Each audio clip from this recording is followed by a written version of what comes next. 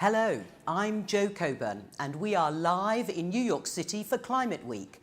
Welcome to the Green Development Agenda, hosted by the Open Society Foundations, the Global Fund for a New Economy, and Project Syndicate.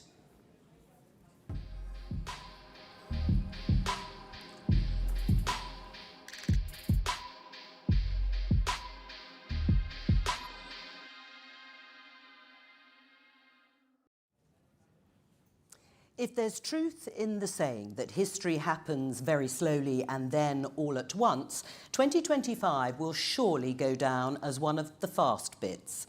The multilateral framework put in place 80 years ago with the formation of the United Nations is fraying. Economic orthodoxies that once underpinned the global system are quite simply gone. Slow but real progress on climate change in danger. And we're only in September. So what next? How will countries work together or not if the current multilateral order is falling away? What can governments do to take the lead in building systems that deliver growth and prosperity, but without ruining the future of the planet? Do we even know how? Well, despair not, because we'd like to think that some of the people we're going to speak to over the next 3 hours do, in fact, know quite a few of the answers. No pressure on them, of course. We'll be hearing from, amongst others, Marina Silva, Minister of the Environment and Climate Change of Brazil, Alicia Bárcena, Secretary of Environment and Natural Resources of Mexico. Jiwa Abdoulaye is Minister of Environment and Climate Change of Sierra Leone. And Mahmoud Muhyiddin is the UN Special Envoy on Financing Sustainable Development. We'll also hear from Binaifa Navroji, President of the Open Society Foundations, and Mariana Mazzucato, Professor in the Economics of Innovation and Public Value at University College London. Now, we are, of course, in New York, but you don't have to be to take part in the conversation today. I'm sure by now you all know the drill, but just in case, just hop onto whatever platform you use using the hashtag #PSEvents. Now, before we get to our first session, who better to set the scene for today's event than Binaifa Navroji, President of the Open Society Foundations.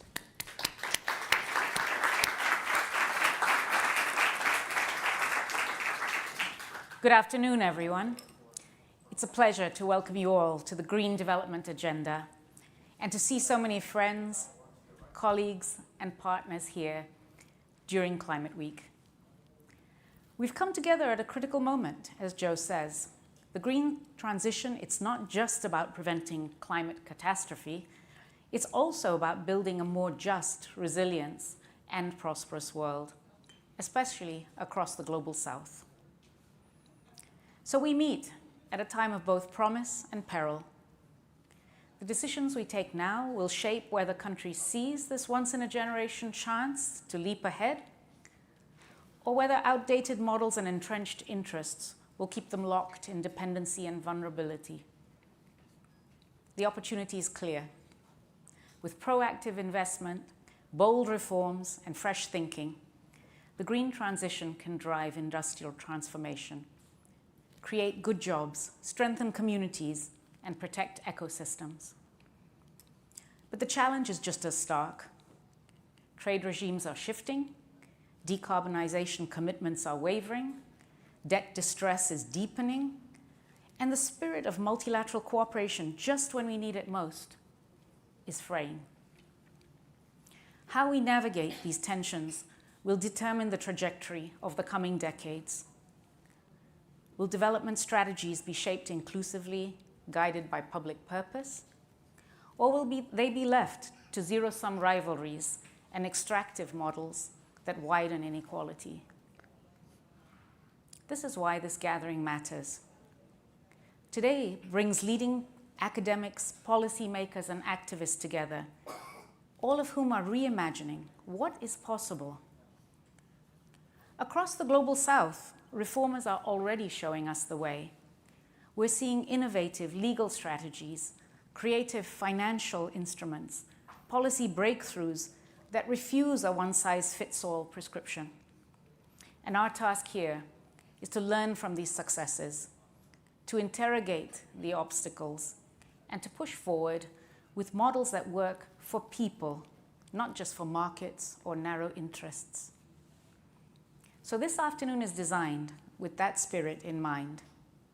First, we'll explore the future of multilateralism at a time when cooperation is under strain, but collective solutions remain indispensable. Then, we'll turn to the principles and pathways of low-carbon development, drawing inspiration from real stories across the global south. And finally, we'll look at the levers of change, innovations, coalitions, reform strategies that allow smaller actors to punch above their weight and to reshape both global rules and national policies. At the Open Society Foundations, we're deeply committed to this work. We're supporting new development models, financing strategies, and policy innovations that can help countries transition to low-carbon, equitable, and resilient futures. But let's be honest, no single institution can do this alone. It requires shared purpose, collaboration across borders, and most importantly, the courage to reimagine what development can mean in this 21st century. So thank you for being part of the conversation. I'm truly looking forward to the ideas, the debates, and the connections that will appear from today. Thanks so much.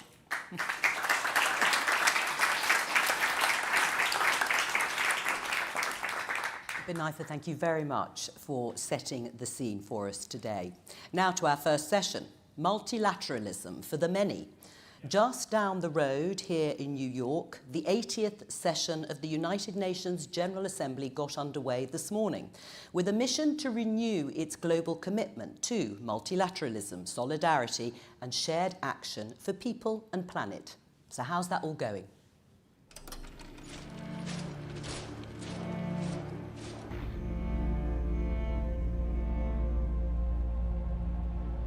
The Charter of the United Nations, which you are now signing, is a solid structure upon which we can build for a better world.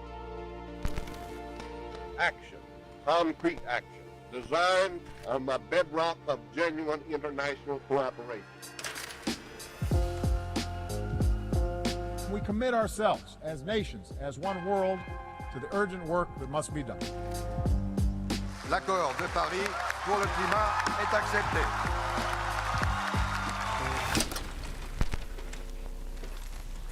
Sir, the next item here is the withdrawal from the Paris Climate Treaty.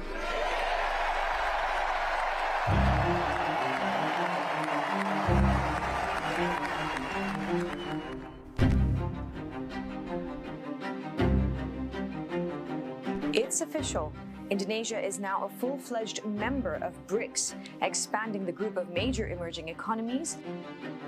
China holding its largest ever military parade in a show of growing firepower and geopolitical clout as President Xi casts Beijing as the effective custodian of a post-US international order, perhaps a new world order.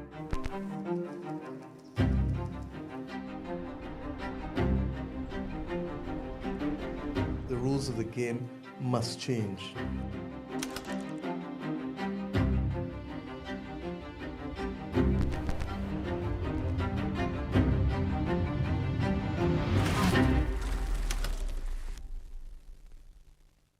Well, I'm delighted now to introduce one person who's here, sitting next to me, with a wealth of experience both within and dealing with multilateral institutions. Mahmoud Mohildin is the UN Special Envoy on Financing Sustainable Development, and we are hoping to be joined. He's battling with the traffic, well known to many, no doubt, gathered here through New York. Richard Muyungi is chair of the Africa Group of Negotiators and Special Envoy Advisor to the President of Tanzania for the Environment and Climate Change. Well, welcome to you, and hopefully we'll be joined by Richard as well. I hope so as well. Yes, I'm sure. Otherwise, it's just you and me. We'll manage. I need to share the burden with the fellow Yeah. There's no pressure on you. Okay. Let's just talk about the perception in the media. There's certainly the prevailing wind that multilateralism and its impact is fading or has faded. Is that the full story?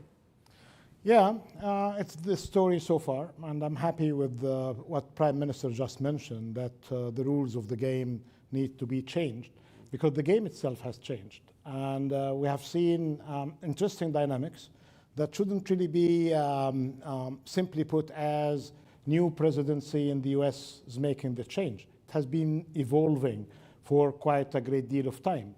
The last of good news that we have seen the multilateral financial system. I'm happy to be with many friends, including Bertrand Badré, and he was there when we had the last capital increase of the World Bank. That was in 2015, and this is the last good news that we can really share on substance. So we can always share ideas, love and affection of the multilateral system, but if there is no empowerment of the financial institutions, if there is no injection in capital, if there is no empowerment of those who are working in it, so you will let the whole system down. Right, so are you saying then that the system is not for purpose and therefore should be abandoned to some extent, or we need to start injecting into the current system to make it work better? As always, we see a couple of things here. We see a great shift in terms of powers between the incumbent powers and the rising powers. And it's not just an economic game, it's a political game. We are here because of a political change that happened after the Second World War. And there is no sufficient realization that some emerging powers, including middle powers, are trying to search for a place around the table. Failure to realize that is basically pushing us into two things. either that the current system with its institutions, instruments, and resources can adapt to the change, or the inevitable will happen, that you will have some institution that should really be recognized at there, but there will be like empty shells. Are you therefore sort of welcoming that shift? Because in a way, while one thing fades, it's allowed space, as you say, for countries that perhaps haven't been at the top table to emerge and take its place. Absolutely. I take that by the outcomes of a system, not just to celebrate having multilateral system and finance. So if finance, as we have seen it, in development and climate, to be proven as being insufficient with widening gap, again, going back to 2015, we're complaining about a gap of 2.5 trillion. Today it's 4 trillion. So insufficiency of resources. The other thing is the inefficiency of the system to deliver. It takes forever until you get money from the system. And the third, which is very much serious as well, is the cost and the unfairness of dealing with many of the countries of the global south. And there is a great deal of even-handedness, especially with the international financial institutions, that needs to be challenged through better governance and better delivery. If we have a system that is letting the majority of us down, that system needs to change. Well, let's talk then about the specifics, if you like. The Sustainable Development Goals, the deadline is in 2030. It's come up very fast on all of us. It is, exactly, just 5 years' time. Now, there's still a chance, I suppose, to push them through, but they are vanishingly small, I would suggest to you. Could they have been set up differently, or is that just hindsight? No, I think they are relevant. They should have been with the same kind of targets and goals. We should have been even more ambitious, because we see countries delivering. It's not at the global level. Yes, we can talk about 15% of the targets are on target. And we can talk about 35% are slightly or significantly off target. And we can talk about the rest really puzzling us. But we cannot really ignore the fact that we have China achieving one of the most important goals, ending extreme poverty, which is the first goal of the 17 in 2020, followed by India in 2024. And the very significant number of the ASEAN countries are doing well. Many of the OECD countries are doing fine. So there are many good cases there, but I cannot really talk about that at the global level. At the global level, we are not really on track. Right, so what would you suggest when that deadline is met, and whether those goals have been met by more countries? You have obviously outlined a few who are, or many actually, that are doing well. What should the UN do in 2031 when this current cycle is over? Well, in the past, as you know, we had the MDGs, and not all countries, these are the Millennium Development Goals that ended in 2015. Not all countries achieved them, so I had the post-MDG agenda, the post-2015 agenda, which are the current SDGs. After 2030, it will be the post-2030 agenda, and some of these goals and targets will be challenged, some of them will be remaining, and some will be added, like areas related to AI and sustainability. They will be more reflected in any kind of new goals, because we are not in 2015 anymore. Right, so you would enhance some of the current goals that are in place, as well as setting new ones? Absolutely, and some of these goals need really to be adequately disaggregated further, like the important goal SDG 8, for instance, which is talking about growth and about jobs. So perhaps we have one for each of these sub-goals or targets. Right, so when you talk about the global picture, and within that, countries, important countries that are doing well, is it still worthwhile to look at the global picture? Does it give an unfair image of what's actually going on? Yeah, for many good reasons. Competition makes us all agile and basically putting the eye on the ball. It's like FIFA, it's like in the football, so we can really do that. That's helpful. The other thing is creating benchmarks.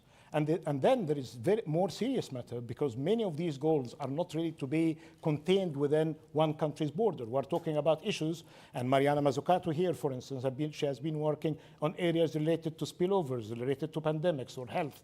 Even if you are doing fantastically well within your own country, you need really to have your neighboring country doing well as well. So having the global goals for them to be interconnected, to realize that we live within this kind of environment, within the same kind of climate. We need to have them as global. In addition to whatever we talk about today, because the world is moving with this kind of global geopolitical tensions, the world is moving more towards localized solutions and regionalized solutions. But we cannot ignore that we live in that old world together. Right. And I'd just like to welcome Richard Myungi. Welcome. All right. Thank you for joining us. You've made it against the traffic. Yes. Yes, well done. Just to give you a moment to sit down and catch your breath, we have been talking about international institutions, about multilateralism, about the Sustainable Development Goals and their deadline. But just as a broad overview from you, do you think that multilateralism is in crisis? Yes and no. It is in crisis because of our own making. I would say no, because we can amend the situation as a global community. It's in crisis because we are not living to what we say, and I don't want to believe that it is not possible to amend that. We all agreed. I'll give a perspective of where I'm coming from, and which is a climate space, climate change. We all agreed, and we have been seeing things evolving, that climate is a global issue. It is building up unprecedented challenges to the global community. Since 1992, when we came up with the UNCED, UN Climate and Environment, and then we agreed on the convention. In 1997, we agreed on the Kyoto Protocol, then we abandoned it. In 2015, we agreed on the Paris Agreement, and then we are abandoning it. So we are creating our own crisis. Much as we abandon all this, the temperatures are changing. The concentration of the atmospheric concentration of greenhouse gases has gone beyond tipping points. So we're creating the crisis. So, but it's possible to amend this. How? It's possible to change this. It's possible to change this. And I was telling my colleagues from the Brazilian presidency, we need to show that as humanity, we have the capacity to be different from any other species as humanity. Because if we move like dinosaurs, we are going to perish. There must be a point where the global community should tell some of other colleagues who are not part of the materialism that let's work together as a global community. Otherwise, we are all perishing. Is that credible in that sense, that view you can rely on countries and political leadership doing the right thing? Well, in a variety of things, including issues related to climate, matters related to debt, we need to realize that we don't really have the kind of political leadership that can really move us forward.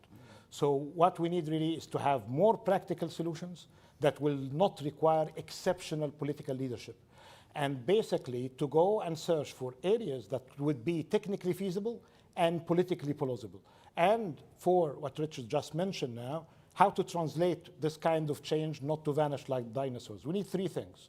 And they seem technical, and they could be feasible, and now we have the interest in getting them moving forward. One is related to finance. Can talk about all goals, all targets, fix this, fix that. Without adequate finance, we will not really be able to do anything. The second one, which is actually the one that gives us hope, as being emphasized in recent article in the Financial Times, about the impact of technology innovation on matters that were very much costly and unaffordable yesterday, especially for renewable energy. Now, each time I'm quoting a figure on how much it costs you today to produce electricity, I would say 90%, somebody would tell me 99% less than what it used to be 10 years ago. And the final thing, which is related to this issue of the behavioral change, that we need really to have a system to incentivize leaders at the local level, country level, and in a good day at the global level to do what they should really be doing. We are missing the three. Right, okay, well I've got those three Very here. good. Let me just show you,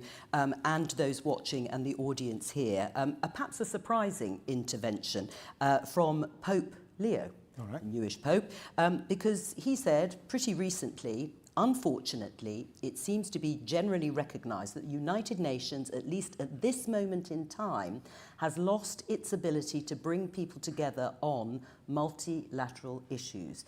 To go back to your point, Richard, about humanity needs to prove it is this unique species capable of achieving those things, finance, tech, behavioural change.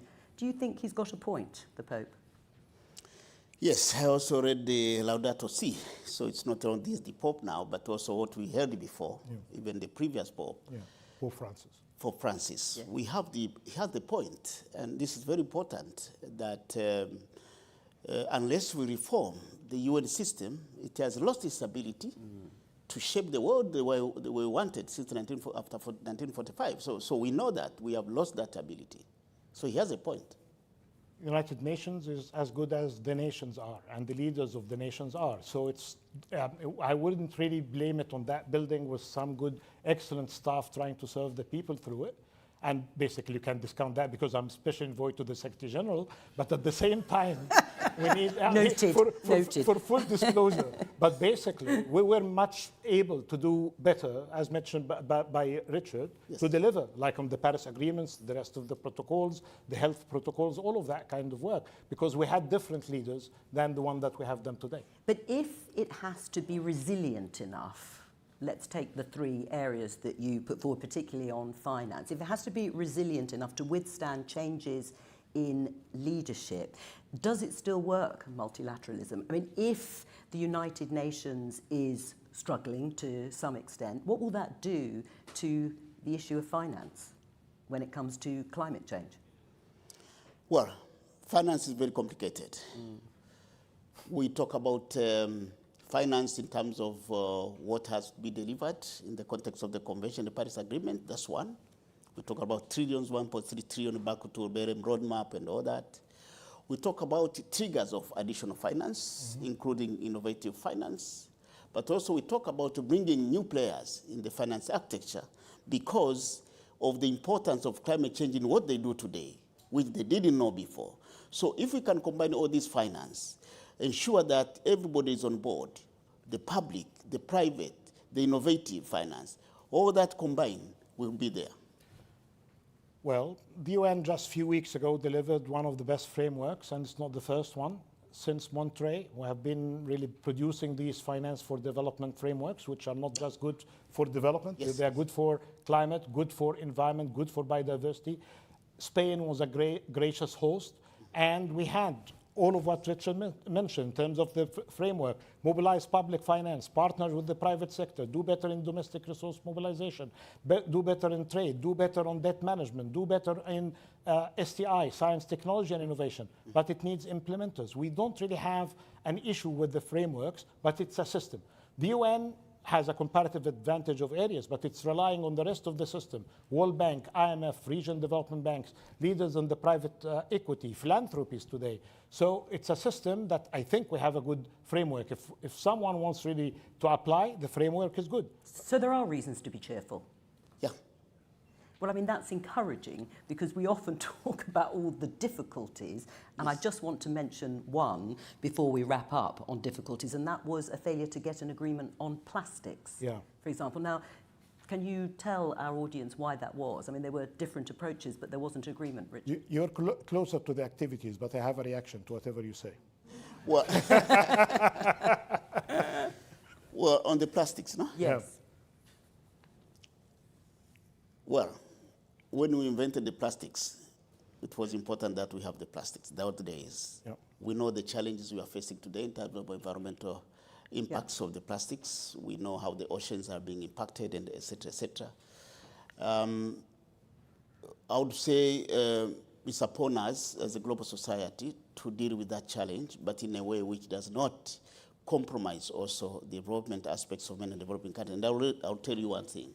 In many of our countries, plastics are still usable, but we need to provide cheap alternatives. And this is the challenge we are getting. Because they are still usable because they are cheaper and readily available. But if we can support countries in terms of technologies to get cheap alternatives, I think we'll be there.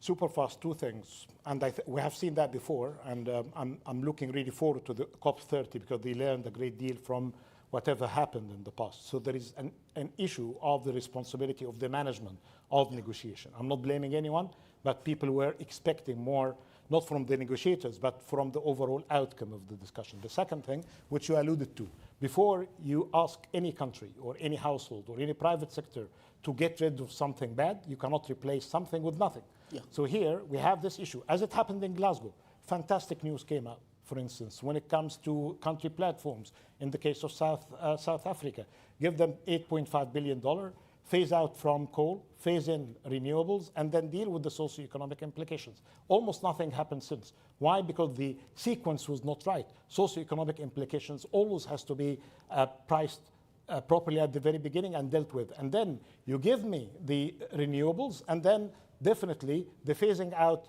will happen. That's why I'm more optimistic with the pragmatism of the Brazilians. I saw it just a few weeks ago. They just do it. It's like, again, quoting football. They just do it. They don't go to the old playbook rules. They just do it. And I've seen what it could be promising, the TFFF, the one on the forests. Again, it has all of the elements, including a finance framework. The second one, the carbon credit markets. There are people who are practicing it. On the plastics, I think we'll have another chance soon. Well, it's very positive to end on an optimistic note. Thank you very much for getting here, Richard. Lovely to have you both. Let's give them a round of applause. I'm just going to keep you here for a few more moments. Thank you both so much. That's Mahmoud Bahildin and Richard Muyungi. It was a fascinating conversation. Now it's time for our second session of the day, Pathways for Low Carbon Development. How do we grow economies to help the world's poorest without following the modes tried everywhere from 19th century Britain to 21st century China, where prosperity came with emissions? Well, all around New York this week we'll be hearing about the role of the private sector. All very important, of course, but in reality, is it the state which holds the answer? Government is not the solution to our problem. Government is the problem.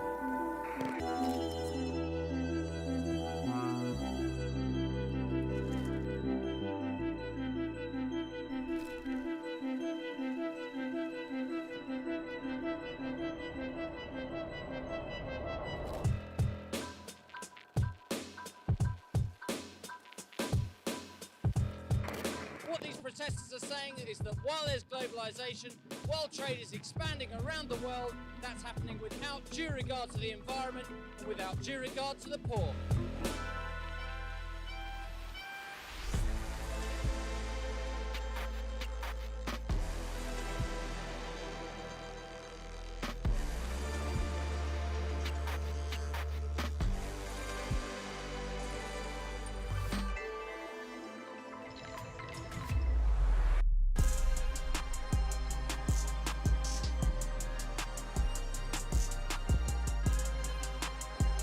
Akhirnya kita memiliki PLTS, pembangkit listrik, tenaga surya.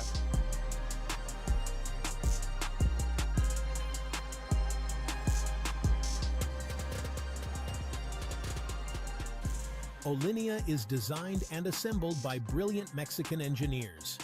This project isn't just about cars, it's about transforming Mexico into a technological powerhouse.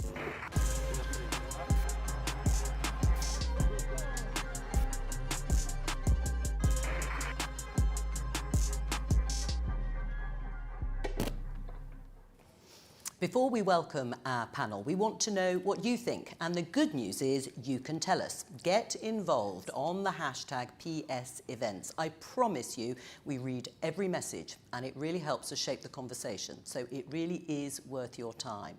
Now, here to dissect the issues, let me welcome our top-notch panel. Alicia Barcena, Secretary of Environment and Natural Resources of Mexico.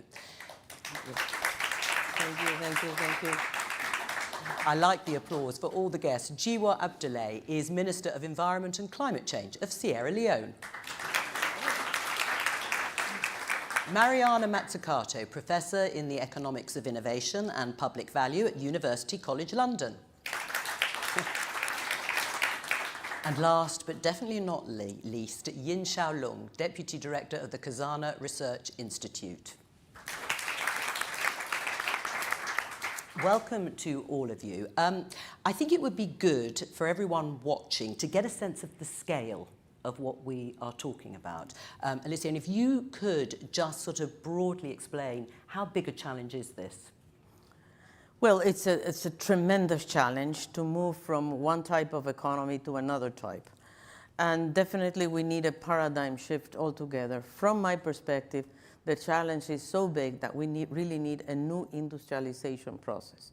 We need to leave the paradigm behind, a paradigm that has been based on extractive industries, on low cost, on human labor, and we have to move to a new form of development. And that is, I think, we need a lot of investment.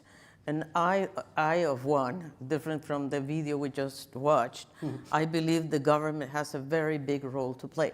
My government, Mexico, and it was also there, we are really relying a lot on public investment, on infrastructure, which is moving from fossil fuels to renewable energy, for example. Big challenge, very big challenge, because we are also a fossil fuel producer, so we need to move rapidly there. We have a Plan Mexico that is really relying on import substitution, number one, and also on the value added made in Mexico, let's put it that way. And also, as everybody knows, we have a difficult situation. We have a neighbor, 3,000 kilometers, is our border with the US. And we are facing, of course, the rediscussion of many issues related to trade. For example, we have tariffs in front of us. Yes. But at the end of the day, we belong to a North American region, which I think is going to be a powerful economy. Well, we're going to talk about collaboration regionally in just a moment. But Jiwa, I just want to get from you, is it principally the same in terms of the challenge of that transition in a very different country like Sierra Leone? I mean, for us, it's quite a challenge. It's a challenge because we're, one, not historically being big emitters, so but yet we suffer the brunt of it. And what happens is a lot of our development can easily be rolled back by the effects of climate change. So we have to deal with that. We have to build resilience to ensure that the gains that we have made are not rolled back. But at the same time, we need to grow our economies. We need to lift millions of people out of poverty. And yet we're faced with constraints in terms of, constraints that say, well, the world is moving in this direction, so you can no longer engage in certain activities. But at the same time, the world is not willing and ready to support you to make that transition in that new direction. So we're faced with these two challenges. And it must be frustrating in terms of the specific challenges that your countries face. Do you think it is actually possible to make the transition and reconcile the demands of creating economic prosperity and growth that you talked about and transitioning to a low-carbon economy? I don't think that we have much of a choice. Right.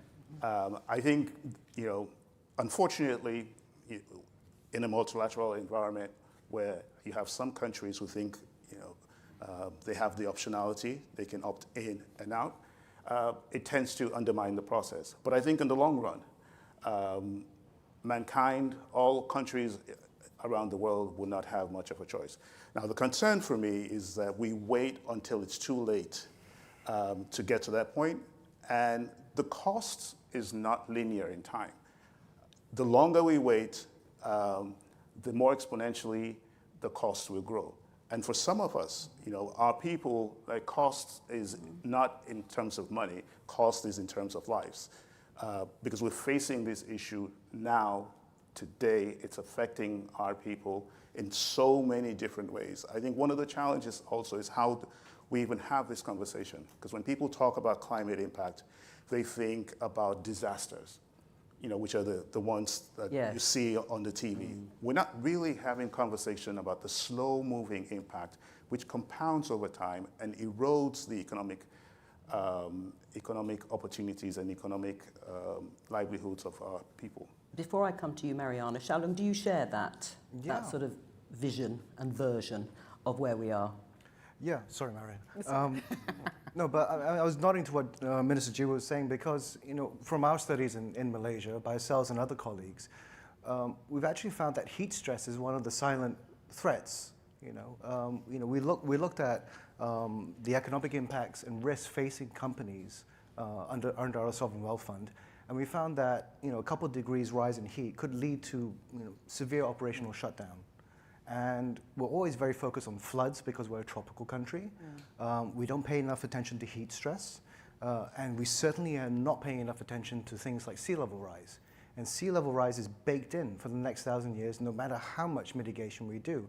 And we're a country where we're coastal. 70% of our population lives in coastal areas, and we haven't begun to wrap our heads around the problem that faces, because it's a huge infrastructural challenge, it's a huge democratic participation challenge, and a huge investment challenge. Right, well, let's talk about the specifics, Mariana, which is why I wanted to leave you to last in this first round of questions and explain to all of us, because we're not necessarily across all of the jargon, if you like. Nationally determined contributions. What are they? Why are they so important?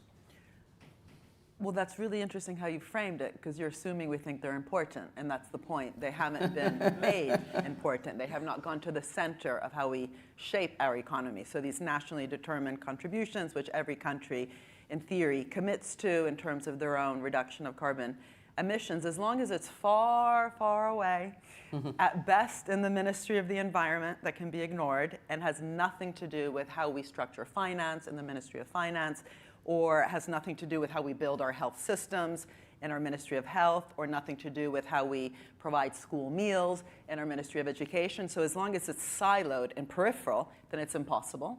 It's not going to work. And so really the point is, with any, coming back to the previous panel, these sustainable development goals, whether they're the ones around no hunger, whether it's around poverty, whether it's around gender parity, whether it's around the life below our oceans and climate change, what does it mean to actually turn them into real goals that require an economy-wide transformation for every single sector? What does it mean for how governments start to rethink how they're structured, literally the bureaucracy of government, to become much more dynamic, creative, and agile, and have interministerial collaboration, because the environment is not just for the Ministry of Energy, again, it's for all the different ministries. That fundamentally requires rethinking the state. And as long as we think this is about fixing a market failure, we get these really boring words like financial gaps, right? So $7 trillion is currently the financial gap around the SDGs. There is no gap in terms of finance. There's plenty of finance out there. There's $7 trillion in fossil fuel subsidies. There's $7 trillion always comes up. Another $7 trillion in share buybacks, so how much companies, for example, are just spending on buying back their shares to boost stock prices, stock options, executive pay. There's $1 trillion a year wasted in terms of tax avoidance and evasion. So it's really about talking about, why have we decided? We've decided to allow these things to happen. There's nothing deterministic about anything I've just said. Well, I'm going to get your response in just a moment to what we've heard from Mariana. I just want to play this from the UN climate chief, Simon Steele. He was in Australia a few weeks ago, and he is urging more boldness when it comes to these NDCs. Let's have a look. Don't settle for what's easy. Bog standard is beneath you. Go for what's smart by going big. Go for what will build lasting wealth and national security. To pick up on what Simon Steele has said, is it right to go big and then fail to get there? Would it be better to be less ambitious but perhaps reach the target that you've set, Alicia? The NDC 3.0 that we're building up in Mexico is very tough, and I'll tell you why. Because my president, Claudia Sheinbaum, is an expert on climate change. So she's going to focus on NDC herself, which is very, promising in some way, because it's not going to be an environmental responsibility, but it's going to be a country responsibility. Now, coming to your question, I've been discussing with her, how are we going to put forward the NDC 3.0 with her, And she says, we have to be realistic, to come back to your question. And that is, Mexico has made a commitment in NDC 2.0 to lower 35% of GEI, the, ¿cómo se dice? Gases de efecto invernadero. I'm sorry to put in the Spanish word. Anyway, but, so she says, I'm not sure if we're even going to reach the 35%. So, and now what she's doing, which I think is fantastic, frankly speaking, is that we have created an intersectoral committee where energy is sitting there, the oil company is sitting there, the electricity company is sitting there, which are national, both of them. So everyone. Everyone. You know why? Because if we don't pull everybody together, how on earth are we going to put together the ambition if we don't have the sectors? But an additional thing we are adding to this is solutions based on nature. And that is why it's so important, because many of these targets of lowering the greenhouse emissions are not going to be reached by Pemex, the oil company of Mexico. Maybe they won't reach it. So we need them to compensate with solutions based on nature. So we are asking them, no, guys, then you have to invest on mangroves, because 1 hectare of mangroves can be able to absorb, mature, to absorb probably 2,000 tons of carbon. So we need to find trade-offs. Yeah, trade-offs. Well, economically speaking, and trade-offs that can be measurable as well, which is the difficulty on nature-based solutions. How do you measure? How do you account for them? How do you put a price on them? So that could be compensation, or even enter into the carbon market. But Xiaolong, there must be trade-offs in every country that are possible, aren't there, to bring oil companies on board or to bring private sector money in when it comes to energy. There must be things that states can do to tempt private sector to do the sorts of things. Can I tell you an example? Yeah. I really love airlines. Now OASI, the agency of airlines, is asking them to compensate the carbon emissions of their international flights. Perfect. So what do they need? They need sustainable air fuel, SAF. Okay? But if they don't get the SAF, because in Mexico we don't produce SAF, then they have to compensate. Okay. They have to give us the money to invest on restoration of forests or mangroves or whatever. Could that work? Xiaolong first, and then I'll come to you, Jiwo. I mean, going back to the NDC issue, I was in a national NDC formulation workshop last November. And in the morning, it started out, some people were very bullish. Let's make big commitments to big cuts. By the afternoon, President Trump was elected. Okay? And I said to the room, look, we need a reality check, right? First of all, we don't know where to find the money to finance transition. And Malaysia is not a poor country, right? Where rising middle income, almost at high income stage, if you believe those definitions. We have a national oil company, we've got sovereign wealth funds, but the cost of transition is simply staggering for us. There's nothing on the books that compares to the transition cost. Just for energy alone, in our currency, the ringgit, it's about 1.3 trillion without the cost of capital. And to give you an idea, the pensions crisis is only 700 billion, right? So we need to find at least double that to pay for just energy transition, let alone adaptation. We could be talking about 3 trillion ringgit at the end of the day. And where are we going to get the money from? Even the capital market isn't that big, right? So it's a big challenge to think about where to find the solution. And I want to stress, from a developing country, you can't expect all of us to make the same trade-offs as a developed country does. Because developed countries, fundamentally, there are 5 countries that are responsible for 50% of global emissions. Malaysia, maybe like Sierra Leone, we're responsible for almost like 0.4%. We can't move the needle on our own. Historically, we haven't really moved the needle, but the US, Russia, EU, Japan, and the UK are the big ones. Jiwo? So for us, the NDC it's a national, like it literally is national, in the sense that it's across government. It's not just the Ministry of the Environment. The Ministry of the Environment takes the lead in terms of coordination, but you need energy, transport, education, health, etc., etc. And also you need like different levels of government. So it's not just the central government, it's also local government. Our NDC is not so focused on reducing emissions. Right.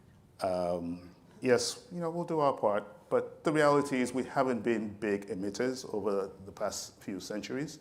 I don't think it makes any sense to be asking us to do, cuts the same level as, the countries who've been free riding on the environment for, over 100 years. We are focused on resilience. And again, the reason resilience is important for us is because if we don't build resilient economies, then whatever gains we make in terms of development is fragile. It only takes, one disaster to roll back, 2 or 3 decades of economic development. So, that's one area that we really are focused on. Now, in terms of cost, we have the conditional and we have unconditional. We are realistic. I mean, we know that there are certain actions that we cannot do without investment from the outside world. And there again, you have constraints because our economies are, being strangled by external debt. And some of that debt, if you really do the analysis of it, is because of, is climate induced. So these things are quite complex. Can I come to you on what we've just heard from Jiwo, Mariana, in terms of fragility and in terms of building up resilience and some of the solutions to those issues, because we can show you all the beautiful Brazilian Amazon behind us. President Lula has $1 billion worth of foreign investment to back his national bioeconomy strategy aimed at encouraging industry, agriculture and forestry to use biodiversity sustainably. How important, Mariana, is the idea of the bioeconomy? It's very important, but I mean, coming back, I just want to come back to the question you also posed, because we didn't really answer it in terms of the trade-off. So if we care about the bioeconomy, do we have to sacrifice growth? If you look at what's happening in Brazil, if you look at what's being put forward at COP, and if we hear what we just heard, that the NDCs are about the whole economy, it's about how we build, how we move in terms of sustainable transport, definitely how we eat, how we grow. That requires investment in innovation. What is growth? It's a function of investment and innovation. Low growth economies are often low investment economies. So really the question is also, how do we make sure that we're not just talking about the rate of growth, but the direction of growth? How do we incentivize those kinds of investments that we require? And how do we also, instead of just saying public-private partnership, which sounds good, or words like ecosystem, it makes us all feel happy, we have to define what kind of partnership. We just heard about the private sector from the Minister of the Environment in Mexico. Most public-private partnerships are part of the problem. It's just kind of socialization of risk, privatization of rewards, subsidies and guarantees to stay into place. Even public banks, which we all know development banks are important, as long as those development banks are just providing loans to companies because they're in trouble, help, help, the steel sector needs a loan, as opposed to putting strong conditionalities that that sector will only receive government support if it agrees to lower, say, the material content of production, then we don't move the needle. And if you look at, for example, take water, water rights are given by the state to Pepsi-Cola, to Anheuser-Busch. Why is it that 80% of industrial wastewater is not recycled? It's just allowed. It's not in the contract. So really going beyond this notion of partnership and private sector investment and realizing that we haven't actually catalyzed the so-called trillions, right, from the billions to the trillions. It's at best about 15 billion a year that we're catalyzing in terms of private sector investment and blended finance, but that a lot of government money is simply wasted. 13 trillion is what governments have for public sector procurement, 24 trillion for public bank loans. How do we actually, again, put these goals, and every nation has to set its own goals, and as you say, the global north should be responsible for much more of those solutions since they're responsible for 80% of those emissions. But as long as we don't actually talk about how to put all these things, as I said in the beginning, at the center of how we understand growth and the direction of growth and get symbiotic and not parasitic partnerships, then this is all just cozy talk, but we don't get the transformation. But it's interesting about what you say about access to the finance. The finance is there, but we just heard from Xiaolong that actually it's not that easy to get hold of vast quantities of finance in order to do the sorts of things that perhaps Alicia is talking about in Mexico, or the stuff that Jiwo would need in Sierra Leone. How do you access it? I mean, how do you get hold of that amount of money that easily in a multilateral environment? Yes. I mean, whoever. I think that's a very good question. I'll just give you an example, the energy sector in Sierra Leone. We have done the research, we have bankable projects for renewable energy in Sierra Leone. I mean, we sort of, because of where we were located geographically, we do have some advantages. But yet, it's difficult to get the finance for those projects because you need guarantees, right? And those guarantees are very difficult to get. And again, if you look at the project economically, it makes sense. The demand is there for the energy. People willing and ready to pay for it. The market is there. But yet there is a market failure in accessing that finance. Or you get the finance, but it's conditional that you reduce the deficit. We were talking about it on Saturday to 3%, this voodoo number, as though that's going to create some sort of magic. And we know in Europe, for example, after the financial crisis, when the so-called PIGS, Portugal, Italy, Greece, and Spain, wonderful acronym that Goldman Sachs came up with. I'm Italian, so I can say it. We were all forced to reduce our deficits to access the finance. What happened? Deficits were reduced. Even some countries were proud they were running surpluses, but debt to GDP rose because they were cutting.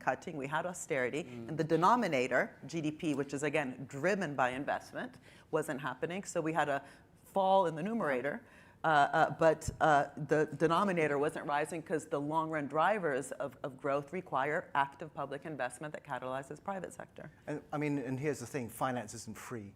Even grants aren't free, right? There's a whole old, aging, creaking system of development aid kickbacks, right? You may get a grant from some climate funds, and then you have to hire certain consultants who come from a country with none of the climatic similarities to your own to advise you. And some of the consultations I've been in with those types have been very worrying, right? At the same time, a lot of the finance is available is coming at market rates. And then we have to worry about debt sustainability, especially as developing countries. Then we could get frozen out of more finance as a consequence of trying to do transition. It's a really critical problem, and it's not being talked about enough. Alicia, I come in just in two things. One is, for example, in Mexico, Mexico doesn't want to go for more debt. That's a principle that in Mexico has been established. But we have a 4.1 deficit. And that's making austerity a big problem. But the second thing I want to say is that investment is facing today such an era of uncertainty that there's no flow of money for development projects. It's going more to military, sorry to say, but not to development. So the incentives are not there for investment. Well, that is an interesting point, and I just want to stay with you, Alicia, because I want to show everyone this quote from Laura Carvalho, Director of Economic and Climate Prosperity at the Open Society Foundations. In the latest Project Syndicate magazine, she says, across Latin America, the state capacity needed to implement this agenda is either absent or has been destroyed by decades of neoliberal Washington consensus policies, some of which are enjoying a resurgence. Do you agree with her? I agree that this is happening in many countries of Latin America. It's not happening in Mexico. It's the opposite. In Mexico, we are going far away from the Washington consensus. And I must say, in the last 6 years, there has been a drop of poverty. 13.5 million people have been drawn out of poverty, thanks to public investment, by the way, or public money, if you wish to call it, no problem. But it has been an increase in salaries, for example, that has been tremendously important. Let me just tell you, in 4 decades of the Washington consensus, there was no salary increment in Mexico. We had the lowest income, the lowest salaries, even lower than any other country in the world. So now salaries went up as never before, and we are now facing a new era in terms of poverty, in terms of inequality, and in terms of public investment. All the investment that Mexico is making today, coming from public investment, is going for infrastructure that is being reliant or resilient to, for example, trains that are going to be electric trains. Olinea, which is one of the examples that they call Alinea, but it's really Olinea, which is a car that is being manufactured in Mexico. So it's a different model. It's a change of paradigm, what's happening today. But the rest of the region is not there. many countries of the region, like if I may say some of the countries, but some countries are on the opposite. You can whisper it. You can whisper I it. can whisper. I can whisper. Just two things. One of the things that you said, Mariana, about who should be coming up with the solutions, and you think it should be, in the main, the global north. But what about emerging economies coming up with solutions too? Jiwo, I presume that there are ideas and solutions being put forward by emerging economies as well. Absolutely. India. I mean, I think we all put solutions in place, right? We all, for example, in Sierra Leone, our president has committed to restoring 30,000 hectares of mangroves, which does a few things for us. One is that it helps to protect our coastal populations. But these mangroves are also, very good at sequestering carbon. So it does contribute towards reduction of carbon globally. That's a small thing that we can do in our space. And we look at this not as their problem or our problem. Yeah. Right? We look at this as a global problem, and I think the more countries around the world think collectively and think that we're all in this together, this is something that is an existential threat to humanity, the more likely we can work together to resolve these issues. The problem is that when you start pitting one industry versus another, or one country versus another, and that's where the breakdown is. Yeah. And that's where I think multilateralism and if governments within their countries can drive the conversation, and if governments across countries can really get to these multilateral goals, we can get a lot done. But also, just to make sure I wasn't misunderstood, it's the responsibility of the so-called global north, I don't even like these words, to invest and to make larger commitments because they were responsible for much greater emissions. Absolutely. But the solutions, actually, ironically, or not ironically, it's just a fact, there's so many solutions actually happening in the global south. I mean, look at what's happening in Chile, for example, where the rest of the world needs lithium for electrification, but unless you actually innovate and make the lithium extraction less intense on the water, because currently we're wasting huge amounts of water in extracting lithium, then in creating the solutions in one place, we create a problem somewhere else. So having that kind of systemic view. But coming back to the capacity question, as Laura, who's here in the front row, knows, we've been in our institute in London dedicated to this, about not just capacity, but the dynamic capabilities within the public sector. It's not enough to say the state has a role, the state must invest, and we need capacity. We actually need to invest within the state to become more capable, to become more agile, more flexible. All the things we saw during COVID, these advanced purchasing agreements, using procurement in a more mission-oriented way, and not just, you had Reagan up there. You might remember that Reagan wanted to reduce the cost of school meals and said ketchup was a vegetable, and we all had T-shirts, Reagan, ketchup, which is the vegetable, right? Like doing procurement stupidly, so it's just moving around money instead in a more innovative way. That requires training within our public service. And if we just consultify, McKinseyfy our public service, we won't build that capacity. But then we need to think of the state not as fixing markets, but shaping and actively shaping the economy and organizing and designing good partnerships with others. Do you agree? Well, I mean, going back to the question of solutions, I mean, I used to work within the UN climate negotiation system, and it's very frustrating because you're always, as this global south, you're making claims of the north, and the north is always trying to sneak or evade out of these responsibilities, or at least like last year, say basically there's nothing available, right? Or next to nothing available. Then a couple of months ago, I was in Rio de Janeiro at a discussion on BRICS plus climate finance. And it was genuinely liberating because suddenly we didn't have to worry about all the formalities and the tactics of the UN system. Suddenly we could talk about, okay, for the first time in decades, the Global South has its own development banks. We have our own finance, and we have it at scale, and we have a grouping. And what can we do with this grouping? Can we begin to do, say, pilot projects in each different BRICS country to show the benefits of membership, and at the same time to build a portfolio of solutions that address a range of climate problems that are transferable and financeable and implementable? And when you talk about it being implementable and having lasting change. If we take the example of Argentina, Alicia, where they have taken, to some extent, a chainsaw to the Environment Ministry and green investment, I see that look. How can you embed lasting change to be resilient to changes of government and changes of direction? I think you are touching on a very critical issue, and that is continuity. How do we ensure that regardless of the government that is in place, you can really remain having state policies that carry on? Because, for example, energy policies, many of the energy policies are long-term policies or long-term investments. And that's why to set up goals to 2050, I think it's good in the sense, and that's an example of Chile, by the way, when Chile, the minister of Chile, set a goal for 2030, I think it was, then the private investment and everybody, but you need to have a rules-based government. You need to have a government or a state policy that has the characteristics to remain. Otherwise, I mean, if we don't have the capacity to really create these state policies that are long-term, then changes come. Yes. And look how many people are suffering right now because the pension is changing, because the social issues are totally upside down.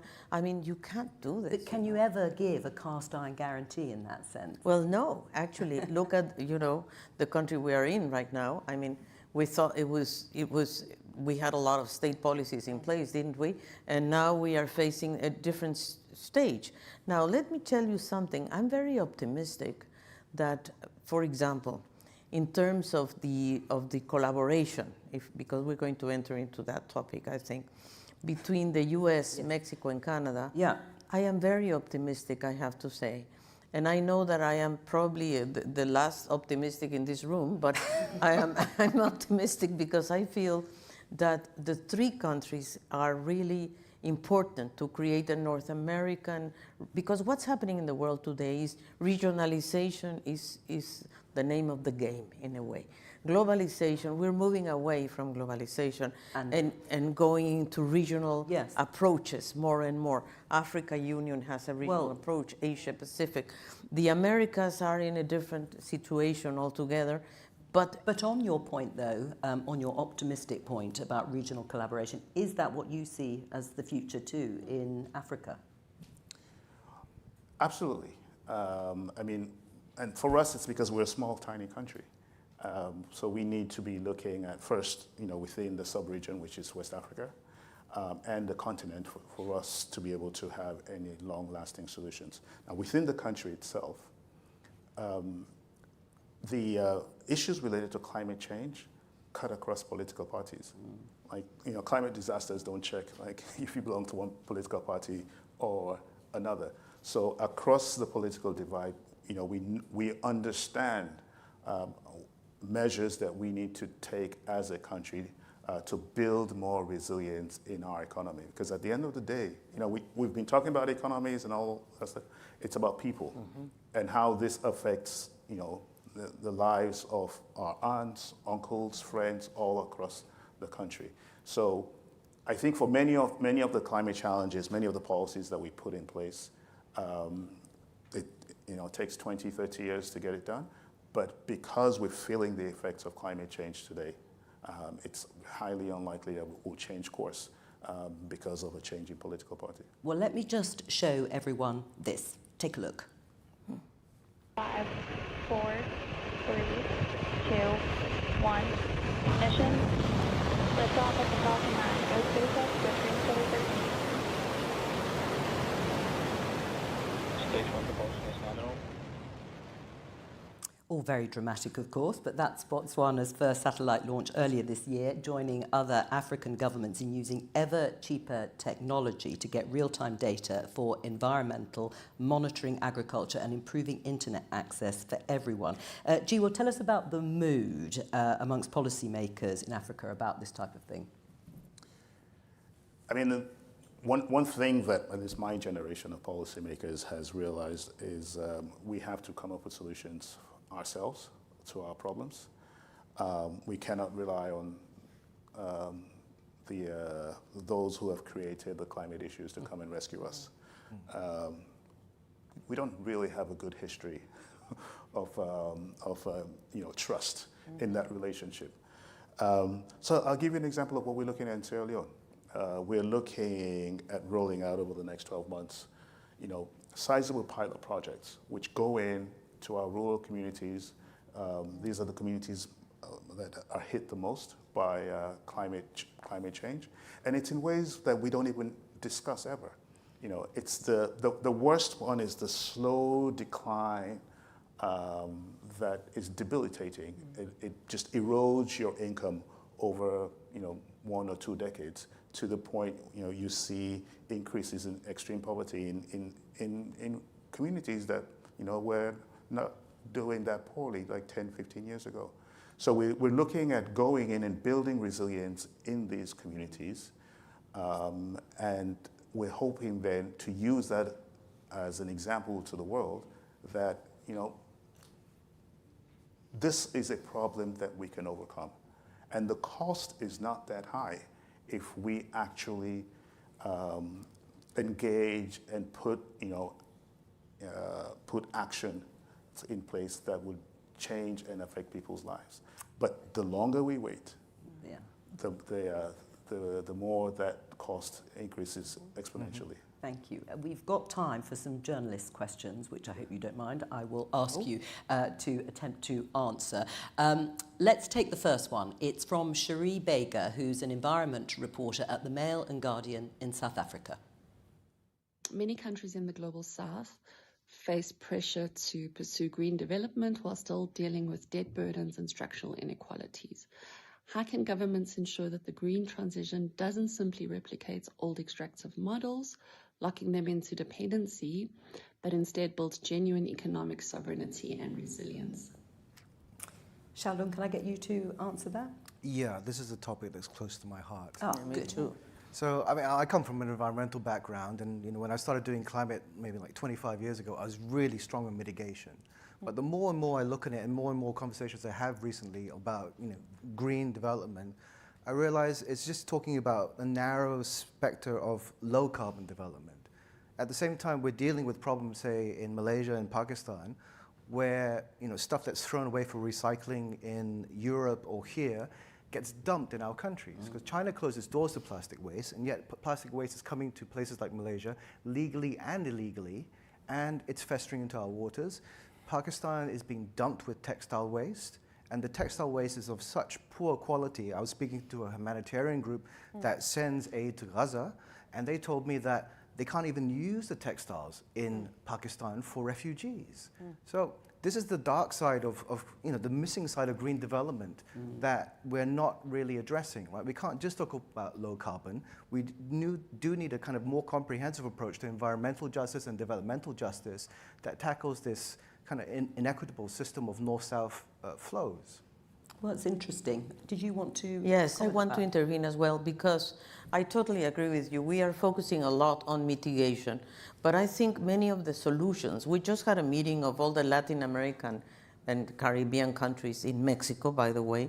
It was surprisingly refreshing, because it was about adaptation and how important it is the communities, how to respond to the question we just heard is, if we do it top down, we're going to fall into the same problems. Inequality is going to be bottom up, solutions are not going to be there. So we need to go to the communities, adaptation at the community level, resilience at the community level, with indigenous peoples, with the communities, with the people. Otherwise, we won't make it. Let's hear. Let's have another question. Oh, everyone wants to get it very briefly. Now, if I may just build on that. For us, climate action starts at the bottom. Exactly. It starts with what we call chiefdoms, which is sub-national level. And the reason we start at that level is because it's hard to stress how these are the people in the front lines. They're the ones that are affected the most. So whatever you call it, transition, development, it has to start with the people. I think if you put people first, then we will get it right this time. Really briefly, or you can roll it into the answer to the next one. The question was on debt, and it's just such an important question, because there's two different issues. One is that so many countries are spending so much more just on debt interest payments than on the basic needs of their population, health and education.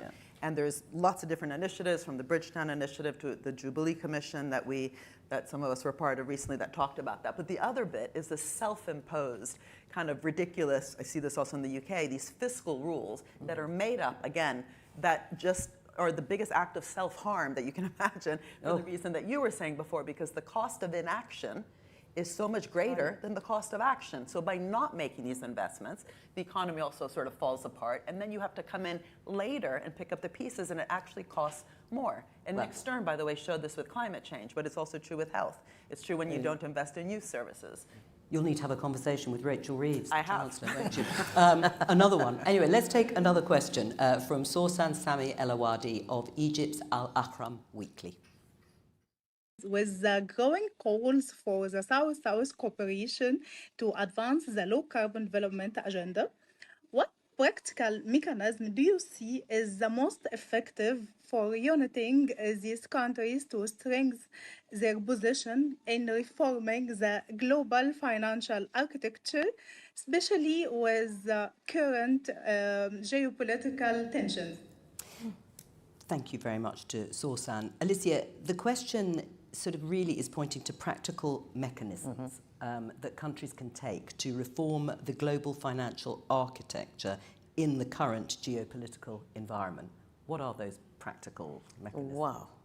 Well, what a question. You see, the thing is that each country has to be responsible on its own, I would say, macroeconomic management, I guess.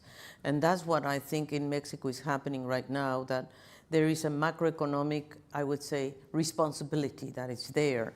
On the other hand, we have to, how are we going to overcome the exorbitant privilege of the dollar? You just tell me that answer and I will definitely be on board. But today, this is a problem we have all over the world. How on earth are we going to get, as you said, you were saying that the meeting of the BRICS was very refreshing. Fine. But still, we are so dependent on the dollar and whatever the dollar does that this is impacting all of our economies. So I really believe this is step one that we have to handle. Now, the other thing is, how can we, in certain way, emerge from this challenge? Because the question was, how can South-South cooperation be triggered? Let me put you an example, concrete, very concrete. We just built an agreement between Guatemala, Belize, and Mexico to protect 5.7 million hectares of jungle between our countries in the southern border. So instead of building bridges or walls, we are building nature-based solutions, trilateral nature-based solutions. I believe that biodiversity, at least in my region, and the synergy with climate change is part of the solution. The Amazon, these ideas of coming together, I think are some ideas that we can build South-South together. It's all we have time for. Thank you so much to all four of you. Let's give them a big round. Thank you. Thank you. Great. It was great, all of your insights. So let me thank you all individually, Alicia, Jiwo, Mariana and Xiao Lung. A fascinating look at some of the tools and the approaches that are out there. Don't go away, any of you, because we are going to be back at 5:20 and we'll be throwing forward to the future, not just the best practice of today, but the best practice of tomorrow. Well, we've heard some of the new ideas that might shape the future, and will take stock of progress from Baku to Belém as COP30 fast approaches. Now, as always, we have an excellent cast list. Marina Silva, Minister of the Environment and Climate Change of Brazil. Brian Kettenring, Co-President of the Global Fund for a New Economy. Pepukaye Bardui, Director of the Bridgetown Initiative. Isabel Estefez, Co-Executive Director of I3T. And Sarah Jane Ahmed, Managing Director and Finance Advisor of the CVF V20. So that's all from us here at New York Climate Week for the moment. Do come back and join us in about 30 minutes' time.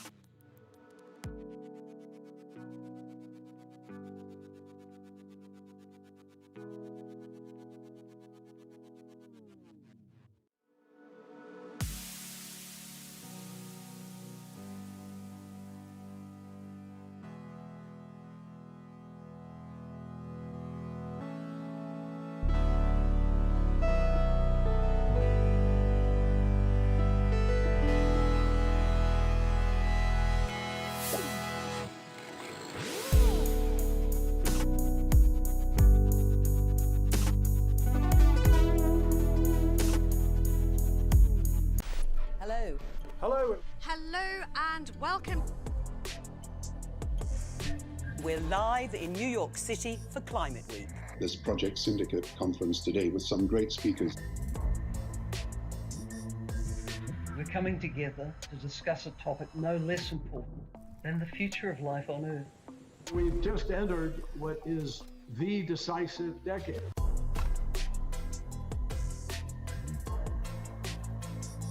This is about saving the conditions that have allowed the human race to survive.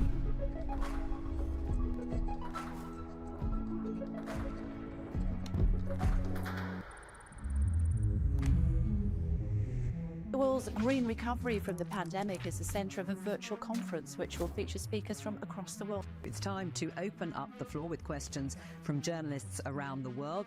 Leaders need to listen. The choice is a radical change today or disaster tomorrow. The crisis of relevance of the United Nations is, I think, much bigger than many people want to admit. So the question is, are we ready to change?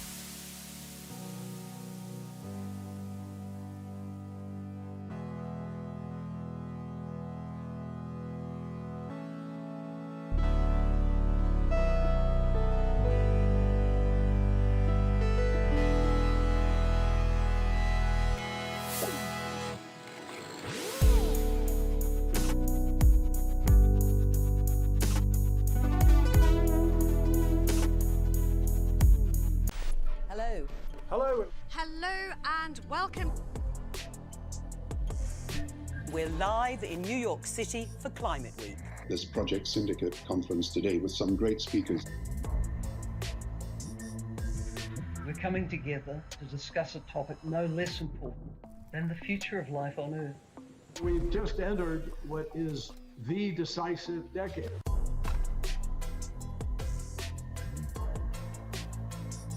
This is about saving the conditions that have allowed the human race to survive.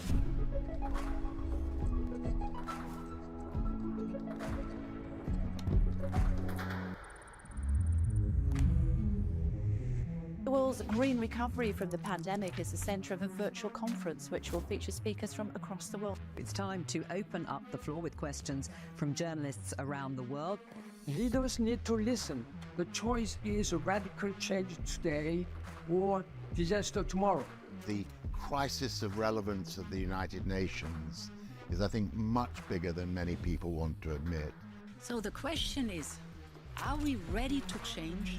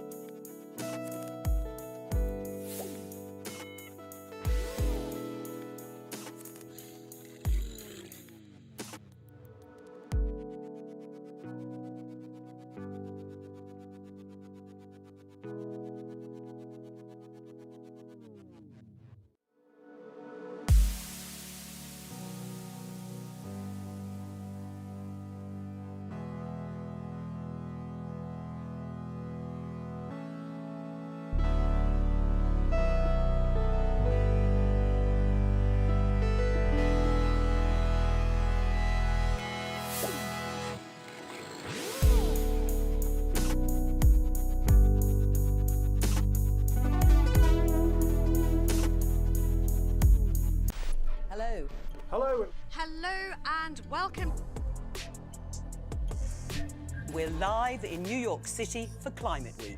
This Project Syndicate conference today with some great speakers. We're coming together to discuss a topic no less important than the future of life on Earth. We've just entered what is the decisive decade.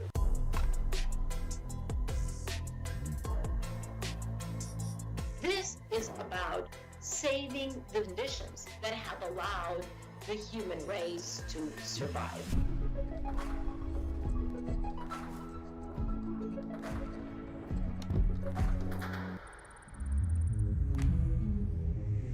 The world's green recovery from the pandemic is the centre of a virtual conference which will feature speakers from across the world. It's time to open up the floor with questions from journalists around the world.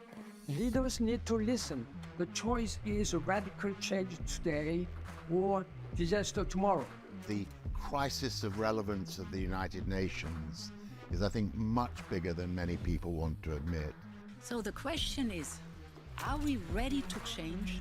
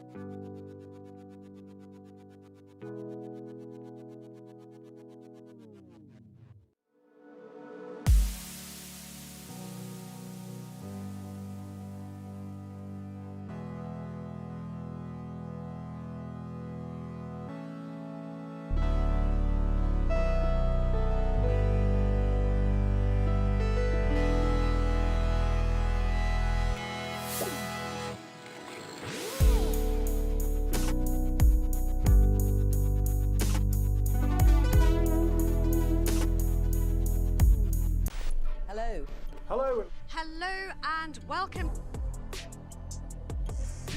We're live in New York City for Climate Week. This Project Syndicate conference today with some great speakers.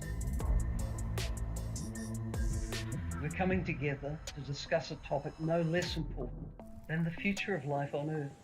We've just entered what is the decisive decade.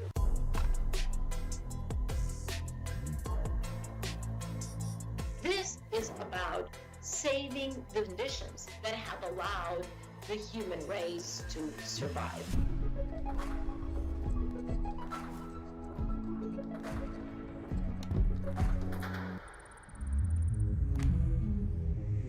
The world's green recovery from the pandemic is the centre of a virtual conference which will feature speakers from across the world. It's time to open up the floor with questions from journalists around the world. Leaders need to listen. The choice is a radical change today or disaster tomorrow.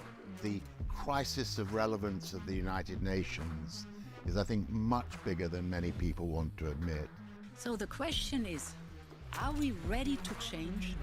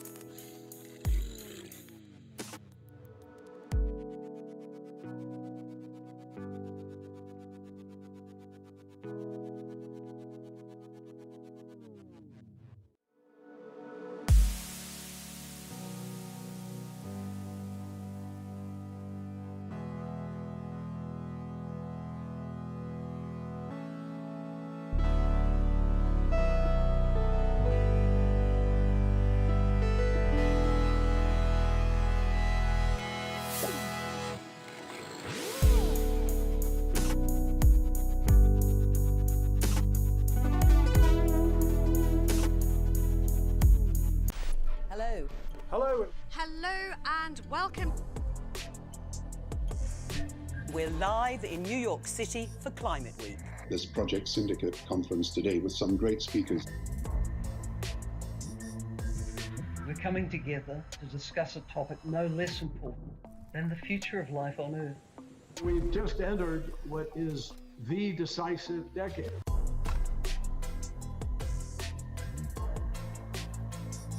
This is about saving the conditions that have allowed the human race to survive.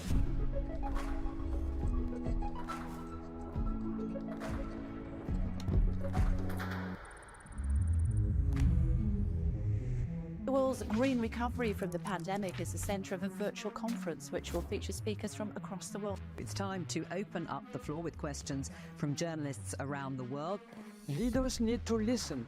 The choice is a radical change today or disaster tomorrow. The crisis of relevance of the United Nations is, I think, much bigger than many people want to admit. So the question is, are we ready to change?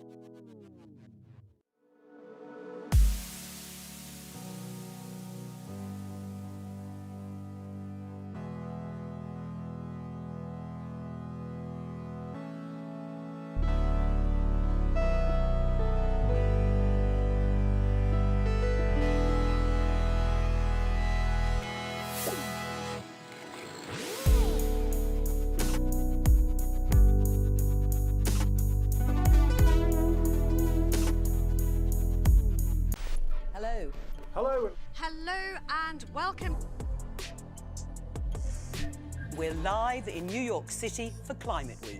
This Project Syndicate conference today with some great speakers. We're coming together to discuss a topic no less important than the future of life on Earth. We've just entered what is the decisive decade.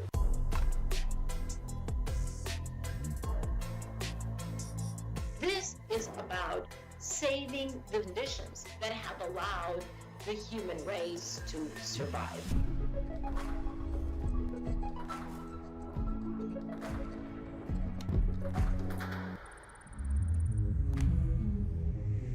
The world's green recovery from the pandemic is the centre of a virtual conference which will feature speakers from across the world. It's time to open up the floor with questions from journalists around the world. Leaders need to listen. The choice is a radical change today or disaster tomorrow. The crisis of relevance of the United Nations is, I think, much bigger than many people want to admit. So the question is, are we ready to change?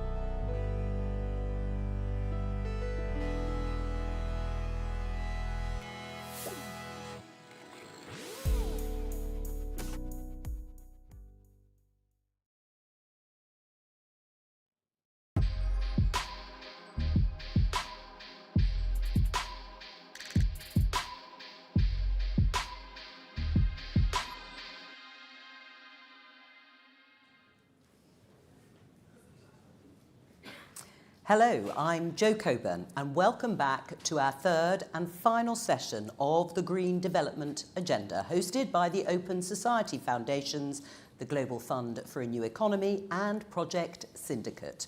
New York this week is, of course, host not just to Climate Week, but also the United Nations General Assembly.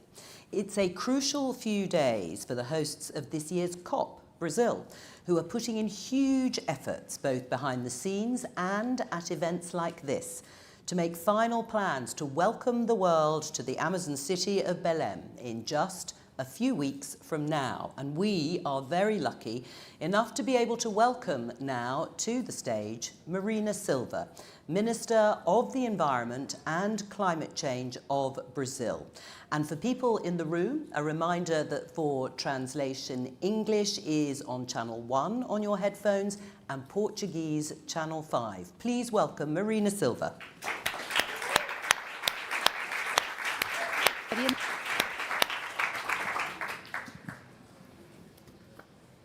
Boa noite. Good evening.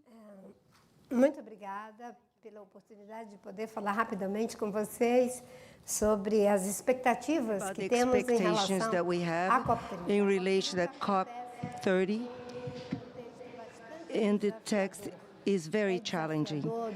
It's challenging in terms of the environmental crisis, a global environmental crisis, and that there are multiple crises, but we also have the problem of climate changes. It's a kind of an environmental Armageddon, and the geopolitical context, and there are wars, and there are several, and they're more and more making difficult the solidarity that are so necessary to confront the climate change, and how we are going to cooperate to confront this kind of problem with such a magnitude. She has a strategic role in a way to give you a perspective after 10 years of the Paris Accord, after we took decisions that are very relevant, but unfortunately has a very big complexity to implement. For example, we said that COP30 is indigenous place. We are going to indigenous people, they say, to get people together. We are going to put people together. It's going to be 198 countries together. Our perspective, we are going to try to implement the accords that we already did, the consensus we already established, and which were their accords and consensus. We decided that we cannot go over a certain temperature on Earth. We decided that we have to have a fund for losses of the countries that are already suffering. And we also decided that we'll have to make possible the implementation ways. It's 1.3 trillion.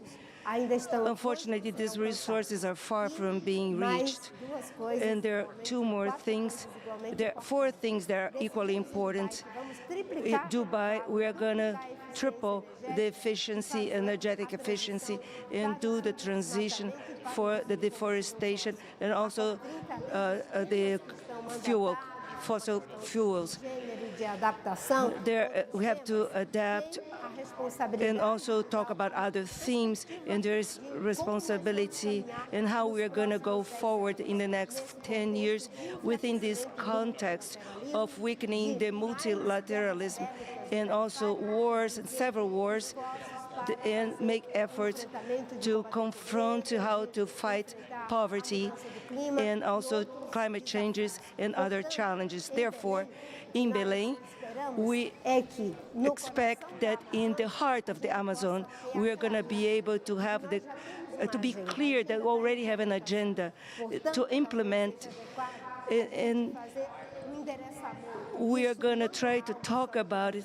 And it's not only in Brazil, it's an effort that's more than 198 countries that we can get out of there with a perspective after 4 COPs in countries of the southern, being 3 of them of the BRICS.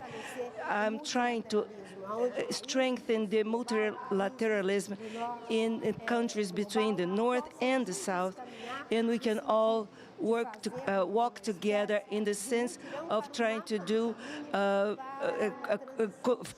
effort for a transition, a planned transition from fossil fuels, and also to take care of deforestation. It was the ambassador, the president of the COP, decided, also Lula decided that, and we are trying to do this meeting between the development and the combat of inequality between ideology and economy. Part of this, we have the answer, technical answers. We need the ethical commitments that we're going to use our technique to resolve the climate change. So it's already changing. 500,000 lives. In 10 years, we lose more people for climate change than 2 years of COVID-19. We have to take care of health, and there was COVID and also the climate. We have to go out with a perspective, with a new reference, how we want to go forward from now on, not only in agreements or accords, also political commitments, but also mainly in a process that we can have commitments that will be implemented. I don't know if I went over my 5 minutes already, but I want to thank you because to do a COP on the Amazon, for me, is a very dear region because of its energy, its beauty, and also, but its great challenges. And at the same time, it's going to make sense of how small we are, but also the ecosystem is very frail. In Brazil, deforestation have to stop. We reduced that in the past 2 years of deforestation in 46% in the Amazon and 27% in the wetlands. No, not in on the side, and 37% in the wetlands. And our commitment is zero deforestation, and we can zero the deforestation of the forest, which is 10% responsible for 10% of the global emission. Now, coal, oil, gas, if they don't stop emitting CO2, the forests are going to be destroyed anyway. I think COP30 is going to have the challenge to show that we are capable of have committed to life in the south, especially it showed the north. We have to connect to the deforestation. We have to try to stop deforestation instead of continuing wars. Thank you so much. Marina Silva, thank you very much. Your passion and commitment came through very clearly in those opening remarks, and we wish you and all your colleagues the best for COP30 in Belém. Now, we're here to end on a high. After all, it can feel sometimes like we're stuck in a bit of a rut, from African debt to European and Japanese stagnation, Middle East instability, rising CO2 levels, and so much more. The same problems keep coming up, and so do the same answers. And that's before we've started prescribing the same old answers to the brand new problems. So this afternoon we're done with all that. We're here to look at the new ideas. We've talked about some already. The different ways we can do things. The session is called The Levers of Change. And to kick it all off, it's my absolute pleasure to welcome to the stage Brian Kettenring, co-president of the Global Fund for a New Economy. Brian.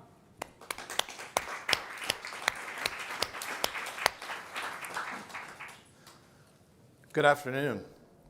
We're so pleased to be here today with our colleagues from the Open Society Foundations, from Project Syndicate, to sponsor today's conversation. The Global Fund for a New Economy is quite a new organization, so if you'll allow me, let me say a couple words about our mission, which is to build a more inclusive and sustainable economic paradigm at a global level. Every single day, we work around the world to help leaders and organizations access the resources they need and to build the institutions that they need to drive an agenda for a new economy. For this afternoon's conversation, there are really two questions on the table. There's the what, and there's also the how. First, what is the most strategic and impactful green development agenda to drive? And second, what's the most strategic and impactful manner by which to drive this green development agenda, especially in an era of backlash? How do we get there? I'm going to talk a little bit about that very briefly. So let's turn our attentions to this question of the how, the focus of the forthcoming panel, Levers for Change. I want to offer three hypotheses of how to advance a green development agenda in the late 2020s. And let's see what you think in the conversation. Number one is we have to mobilize, we have to win over, we have to engage the working and middle classes of our societies, especially the working classes, broadly defined. These communities have been struggling under the weight of neoliberal globalization and much more. Our communities, our working class and middle class communities the world over, they need to be the drivers of this inclusive green transition, not passive recipients of it. In order to do this, we have to do many things at the same time. We have to organize. Organizing is an act of listening and engaging with people. We have to communicate. We have to win over in the media space. And we have to develop a policy agenda with communities and in communities alongside what you might call a cultural politics. It's not just about pure policy. It's about the cultural politics that really benefits and is shaped by working families. In other words, the green transition needs to be seen and experienced as a win for working and middle-class communities the world over. Only if we do this level of participatory engagement and the cultural work that goes along with it will the green development agenda actually be transformative. So that's hypothesis one. Number two, we have to reorganize and retool our institutional arrangements in civil society, in business, in government, in order to deliver. This means reimagining, for example, what government can do and how it can help drive the green development agenda. We might even conclude, for example, that we need an entrepreneurial state. We need to build alliances with forward-looking sectors of the business community and to help develop the clout of those forward sectors that are aligned with the green development agenda. My own background is in community organizing and listening and engaging communities. And across our sector in civil society, the third sector, we have a broad agenda. We know that we need to reimagine how we do our work. And so we have a long list of things to do.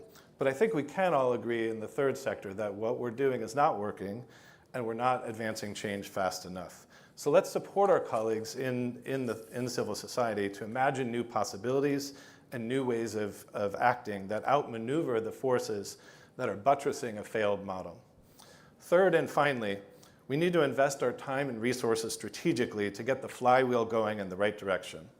Right now, the flywheel is pushing in the wrong direction.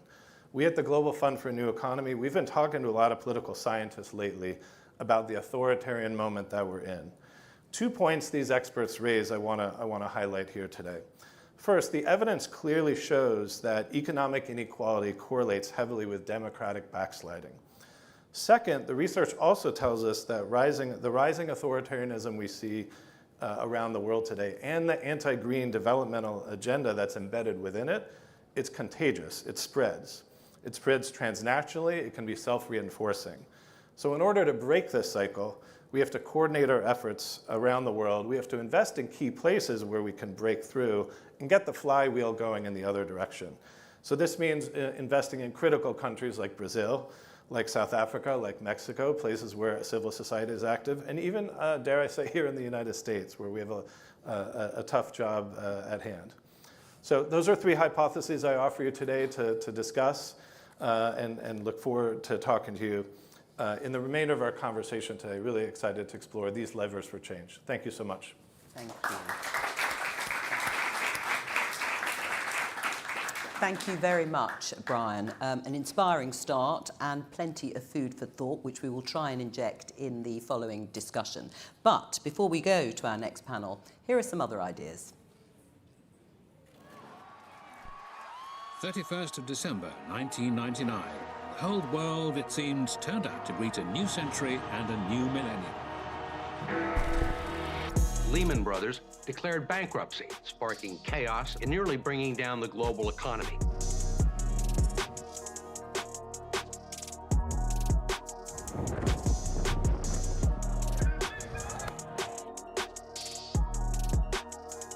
If this technology goes wrong, it can go quite wrong.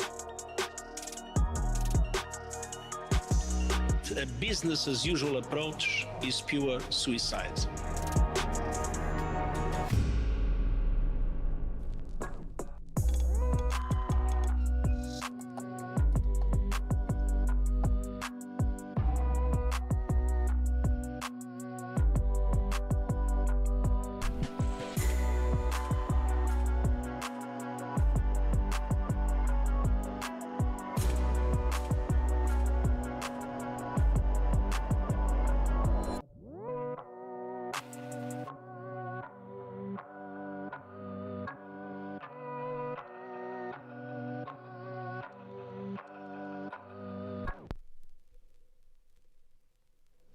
Well, 3 people who have absolutely not run out of ideas are on the stage with me now. Pepukayo Badouil, Director of the Bridgetown Initiative. Sarah Jane Ahmed is Managing Director and Finance Advisor of the CVF V20. And Isabel Estefez is Co-Executive Director of I3T. Welcome to all of you. Let's give them a round of applause.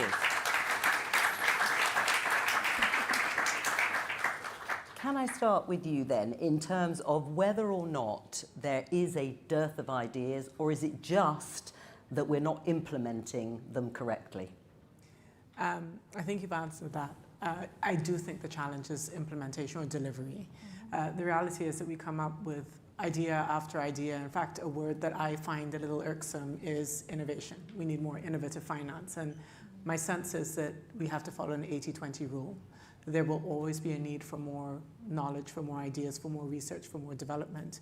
But if we are chasing that at the expense of implementing what we committed to, be that 0.7% of GNI going to official development assistance, be that commitment to $100 billion for climate finance, X, Y, Z, then I think we're doing ourselves a huge disservice. We're chasing the next new shiny thing, and that's a bit of a risk. Is it also an excuse, a way out, if you like, for not implementing the ideas that are currently on the table, Sarah? I think in terms of what's on the table, it's not as much, right? Yeah. So what we're seeing in climate vulnerable countries is looking inward and east and into other countries that actually have the technology, innovation, and financing. It's not the usual sources necessarily, but the usual sources can help maybe mobilize and unlock the other. Isabel? Well, I think we have an abundance of ideas today. We've had an abundance of wonderful ideas for a long time, some of which it seems like we're finally getting to the point where there's enough interest and enough momentum around some of them that they may actually see the light of day. Just sticking within the domain of finance, which is not my field, but one thing I've been thinking about throughout these sessions is the great idea of SDRs, right? Big new issuance of SDRs. It's an idea that's been around for a long time, and now we're finally seeing more media attention garnered around it. Project Syndicate had a great piece last year from Joe Stiglitz and Mark Weisbrot, just talking about them as a no-brainer, both for the Global South and for the Global North. And I think small changes like that, of course, not small changes, but changes that just focus on one single lever but really amplify its impact, I think can be tremendously transformative. I'll stay there for now. Is it money? Does that unlock everything? No. If everybody could get access to the money they need? Are you looking at me for that one? Look, the people are not going to agree with this. I think money is a problem, but it's also not the problem. Right? I think the biggest challenge is figuring out what money goes where and for what reason. Is it a volume of money? Is it public financing to unlock private financing? Is it private capital that cannot go to work in certain markets? I was speaking a little bit earlier today at a session just to make this real. Let's take the case of Barbados. And this is very, very common across the Caribbean. It's common across many developing countries. Barbados loses between 40 and 60% of its water through old mains that were laid, water mains, pipes that were laid 100 years ago. And you're stuck in the system of not being able to really replace the mains because they're underground, they're under roads. You have one main artery, and if you dig that up, you stop traffic in a single sort of highway. In some instances, you don't know where those pipes are because they were laid forever ago and you don't have drawings. And so the quick answer is, and this is not for Barbados, this is in general, typically the quick answer is, well, let's build a new desalination plant because that's easier than digging up 2,500 kilometers of water mains. We wouldn't be able to finance the replacement of that. It's $2.5 billion. So I would argue that part of the problem is the practicality of doing things. Sometimes it's the complexity, but it's also what's the business model? Are there ways to think differently about saving water and investing that money in mains replacement rather than expecting the government to do it on their own? So it's a little bit of both. Yeah. And I don't want to oversimplify, but I think that to have meaningful conversations on things like this, we have to get granular by sector, by country in some instances. Right, but it does come back to this idea of ideas, doesn't it? It's about thinking about these things differently, the choice between, as you say, relaying a whole system or doing something else. Sarah, where do you stand on the sort of lever that you would go for if you had a choice? So I agree with Pep in terms of its pipeline, right? But it's also cost of capital, cost of money. If we look at the World Bank or the multilateral development banks, they are what they charge middle-income countries is higher because you could see that their balance sheet is increasing and perhaps what they could do is reduce the cost of capital for middle-income countries, for example, at the expense of balance sheet, but that could then crowd in other sources of capital. So yes, it is a pipeline issue. It's also a sources of capital issue, and the fact that we have capital sitting in our countries that are also not coming to the table. Why does it not happen? Risk. When you say risk. Yeah, perception of risk. We know for a fact that we are, like the GEMS database shows that there's higher perceived risk than actual risk in terms of the risk of default. And so by making a database like that public, perhaps the market and investors can adequately or better price our risk. So Isabel, how can you change the mindset around that? Because without unlocking it, then it's always going to be very high cost to get that finance, or there are conditions attached, or whatever it is that makes it difficult for emerging countries particularly. Yeah, I've been thinking a lot about this in the context of Latin America. And actually, just stepping back a little bit, I think actually one of the biggest obstacles to unlocking finance and to having it flow in the right direction is less on the finance side and more on the industrial strategy side. So really having clear industrial strategies that can lead finance and that can actually steer finance to clear goals.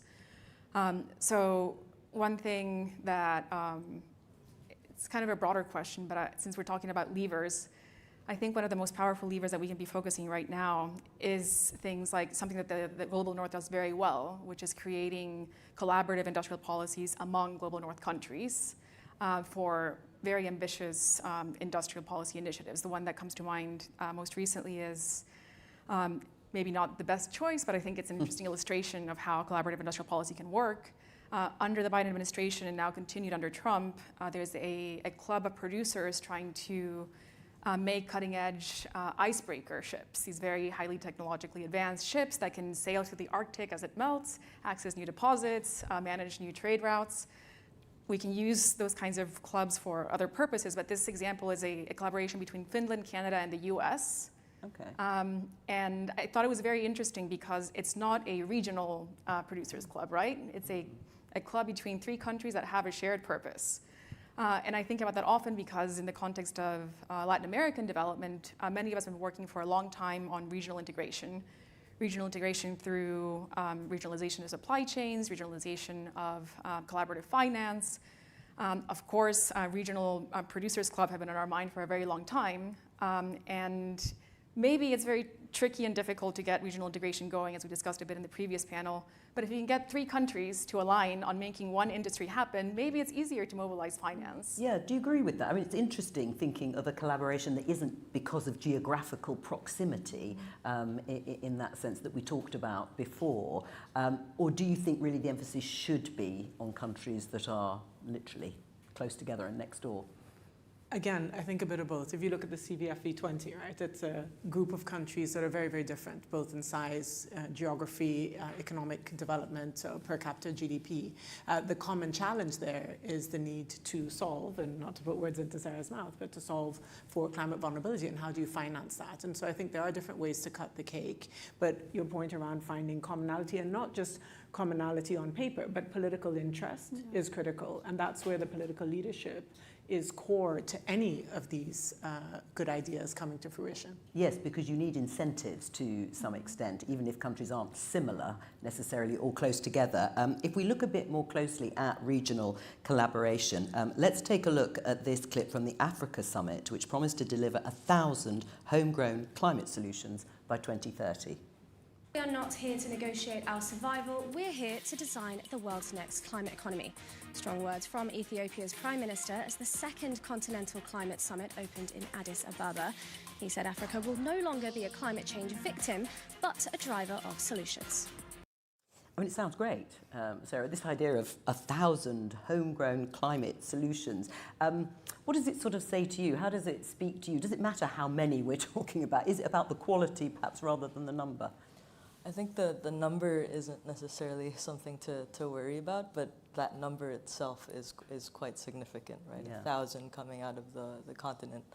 I think what's really critical, because I think Pep and I were in the Africa Climate Summit, and what came out of there was it was very clear that Africa is positioning itself for new investment, right? It's not looking to go out and go ask for some tied aid.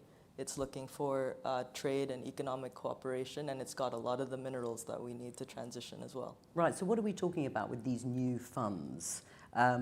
Where are they going to come from? And how will, let's say, African countries access them? So I think we know that there's money supply, right? It's just the direction of that money. And there are things that we can do in our own countries like budget, procurement. There are ways that we could adjust and crowd in. It's all about incentives, getting the pricing right, removing subsidies in the fossil fuel industry. And in terms of existing institutions, if we think about multilateral development banks, if we think about special drawing rights, and perhaps you could explain and elaborate a little bit on what they are, how much would that help alongside new funds? I think SDRs for me are magic money. That's putting it simplistically. Look, SDRs have been triggered. They were triggered during the COVID pandemic, which allowed a huge injection of liquidity that I think not only saved a number of countries, but actually had benefits for North and South. So I think there are examples that we can look at. The SDRs are probably the largest in terms of the amount of capital that was injected. But the reality is that the volume of capital that we're talking about, so $1.3 trillion for climate finance that we need to unlock, is going to have to come from many different places. And even SDRs would probably not cover them alone. And I think this is where we tend to look for one quick fix, or one silver bullet that's going to address everything. In their industries, so Sarah talked about, there's capital in our countries. The statistic, and there are people who will say developing countries, climate vulnerable countries didn't cause this crisis. They shouldn't be responsible for finding money. But the reality is that if you take what was just presented from the Africa Climate Summit, this is not about going around asking for, generosity. These are investment opportunities. If you look at the energy sector, right, there is tremendous, not just opportunity, but need in most of Africa and in many, many developing countries, regardless of the energy transition. If a lot of that capital, and there's at least $17 trillion sitting in emerging markets and developing economies today, which is going to increase to $45 trillion by 2030, that's homegrown capital that needs to go somewhere. And if you take an equity perspective, an environmental climate justice perspective, why not have a larger chunk of the equity that needs to go into those investments coming from homegrown opportunities? So how do you make them more attractive to investors? Those great investment opportunities, why aren't people just grabbing them? Okay, so can I jump in quickly on this one? Again, this is where we have to segment. Take the energy sector. You have power generation, you have transmission, you have distribution, right? And the retail side. Power generation, most countries, especially if you're looking at renewable energy, if you're looking at solar, if you're looking at onshore wind, those are beyond cost competitive with traditional fossil fuel technologies. The question is, in the markets that you're dealing with, do you have an off-taker? Do you have a power utility or a bilateral offtake agreement that is credible? So if I'm a power generator, and Sarah runs a bauxite mine, and she needs power from me, and she's a credible offtaker, and I sell to Sarah, I'll feel pretty comfortable. However, if you, on the other hand, are a utility that doesn't have a great track record, that's bleeding cash because either you're not able to charge a cost recovery tariff, or you're not able to collect revenue from whoever your off-takers are, then I'm not sure I can trust you to pay me. And that's when you need either a guarantee or you need to restructure the utility. So I think we run the risk of speaking in very broad general terms and saying, there's a huge risk perception. There's a risk perception in certain parts of the market and for certain off-takers. The problem is when that risk perception starts to cloud the entire market, so that even if I'm selling to Sarah, I still get a higher interest rate, even if Sarah is creditworthy. And one of the issues on creditworthiness is that a corporation, a company, cannot have a higher credit rating than a country. But why? Sarah's perfectly creditworthy. She's able to pay me every month in whatever currency I want. But now the entire country, right, has a credit rating that does not allow me to treat Sarah as creditworthy. Sarah, response? Are you creditworthy, Sarah? So Pep is certainly right on that side.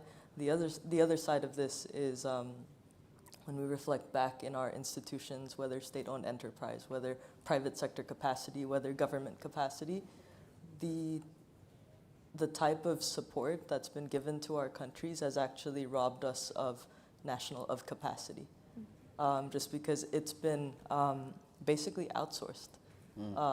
And so we're at a point where not only do we have to attract resources, have a bankable pipeline, we also have to get our house in order to then be that credible off-taker, to be able to restructure and do all this.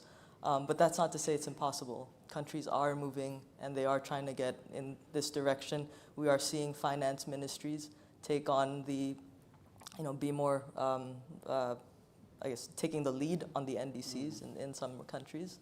We're seeing them also go to more sort of trade engagements with other countries that have the technology, and they should be able to hopefully diversify into our economies through the green economic zones that we're working on in the CVF and the B2. And you've mentioned technology a couple of times. I mean, Isabel, can you give us a sense of how technology might rescue this situation? There are lots of people, and when I say lots of people, in general discussions, who think technology is going to be what's going to help all of this be solved and go away. It could, if it's used in the right way. I mean, technology is just a tool. We've heard a lot recently, for example, out of interest in technology transfer and creating the conditions for developing countries to be able to adopt, adapt, and develop technologies that can also trigger and enable an economic transformation domestically, but in a way that's sovereign, that's actually controlled and led by the interests of those countries. I think that kind of technological development, one that's really equitably shared, has tremendous potential. On the contrary, a kind of technological development that's dominated by what we've seen over the past several decades, which is a gradual expansion of intellectual property rights that really undermines intellectual property rights, they're great for some things. They're great for rewarding innovation, for rewarding creativity, making sure people get paid for good ideas. But when you abuse them the way we have over the past several decades, they're actually stifling innovation. They're preventing technological diffusion, and they're preventing people from getting access to technologies, not just technologies, but also essentials like pharmaceutical products, medication, et cetera. So I think we have to manage technology in a smart way if we actually want it to serve its social purpose. But do you agree with that? Is that the issue here, that technology misused or not used to the benefit of the majority of people in a country or a region is or could be as harmful as it is helpful? Yes is a short answer, but could I just reverse a little bit? Yes. and suggest a slightly different perspective? I think we all have choices as individuals, as societies, as to what we prioritize. Do we prioritize the well-being of our people? Do we prioritize the well-being of our forests in our own country? Do we treat our own country the same way as we treat other countries? I think the core of all of this is what we value, and to the extent that as a society and as a global community, we're not choosing to value what really matters, be that time, be that health, be that, honesty, generosity, be that life, and whose lives we value. I think technology can only solve a part of that. To the extent that we care about it, sure, technology, there's supply and demand. You have some demand, someone's going to supply it. Sometimes they supply stuff and you say, that's really cool. I didn't know I needed an iPhone, and now everyone needs an iPhone, right? So sometimes technology can be the driver. But I'm personally incredibly concerned that we have come to a point as a civilization where we don't care enough about what objectively what I care about. I don't think a lot of people we're heading down a track, and this is now going to sound very waffly and existential, but I do think it's at the core of it. I think we're heading down a track which is incredibly dangerous. I have 2 small children. They will not, as far as I'm concerned, get a phone until they're 14, maybe 16. I'm going to stretch it. Ooh, they're incredibly analog. No, it's true, but they're very analog, right? They play with Lego, they play with Magna-Tiles, they draw on paper. They don't get an iPad unless they have to do schoolwork. And I think these are choices that we make. And to the extent that we just want to get on a bullet train and go fast with technology and consider that development, I think we're losing an awful lot at that expense. As well? I completely agree. Yeah, 100%. I'll just say that.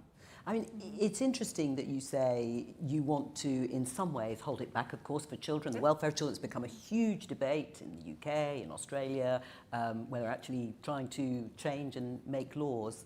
And yet, on the other hand, if technology can help deliver ideas that are going to battle climate change, then surely it is worth going on the fast track. If I can jump in on the tech piece. So the technology transfer we have today is technology from very expensive sources.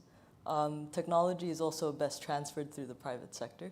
And there's also, so there are affordable technologies, and it's just not in this part of the world. It is in other parts of the world, and we are seeing that there is transfer happening, but the point is we can't just be recipients of this transfer, we have to be part of the innovation as well. And so this is also where hopefully climate vulnerable countries can position themselves too as areas, as places of innovation and partner up with with the countries that have the technology today, which is not this one. Yeah, I think actually Andres Arauz is in the audience is a great piece that he just wrote on technology transfer where he has a typology. One form of technology transfer comes from horizontal technology transfer from universities, research centers, et cetera, to society, and another form comes from foreign companies, private sector, et cetera, to developing countries. That's a simplification. But I think, yes, definitely investment in local R&D can help that kind of horizontal technology transfer that we need to see a lot more of, so that it's really rooted in the needs of specific communities, specific contexts. But then also the transfer of technology from very advanced firms that tend to be located in the global north to developing countries is something we can't discount. And just to go back to my earlier point about pooling, doing collaborations, collaborative industrial policy, and which is really a point about strategically managing market power as a key piece of industrial strategy. I just want to give an example that's actually inspired by the Caribbean, what the Caribbean countries have done in the realm of pooled procurement. So many years ago, the Caribbean started creating a buyers club for pharmaceuticals to get better prices and managed to, I think, reduce costs by something, I won't remember the number, but something like 90%. Oh. Just by pooling market power. Now imagine if that same kind of market power were used not just to get lower prices and create fiscal space, but also to extract technology transfer from global firms. I think those kinds of collaborations are what's most exciting to me. And it's also what the Global North does very well. So the Global North feels like it has to do these kinds of collaborations. Buffers talks in the EU, for example. Buyers clubs that Mario Draghi has been pitching and are now kind of taking off in the European Union. If the Global North has to do this kind of collaboration, then it's all the more important for developing countries to realize that that's a key part of industrial strategy. It is a good note to end the discussion on, and thank you for all of your ideas. You didn't disappoint in terms of the task that was set, if it was indeed the three of you. We have run out of time, but let me formally thank all three of you for joining us here and for the enlightening discussion, and thank all of you for joining us wherever you are. Thank you to our hosts, the Open Society Foundation, the Global Fund for a New Economy, and Project Syndicate, and to our partners, High Impact. For this year, from New York, goodbye.